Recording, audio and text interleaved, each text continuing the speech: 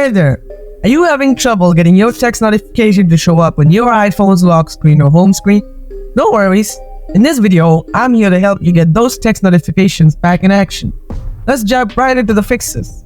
Solution 1. Check network settings. First, open the Settings app on your iPhone.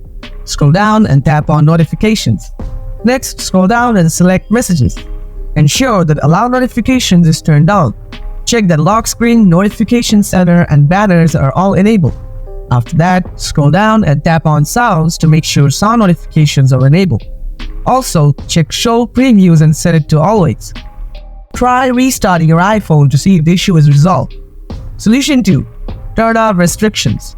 Open the Settings app, then scroll down and tap on Screen Time. Next, scroll down and tap on Content and Privacy Restrictions. Make sure to turn off content and privacy restrictions. Solution 3. Enable background app data. Open the Settings app, then scroll down and tap on General. Next, scroll down and tap on Background App Refresh.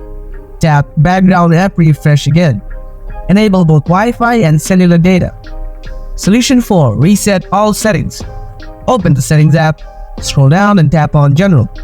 Next, scroll down and tap on Transfer or Reset iPhone. Tap Reset, then select Reset All Settings. Confirm by tapping Reset All Settings again. Note, this will reset your settings but won't delete your data. That's it. These steps should help you get your text notification back on your lock screen or home screen.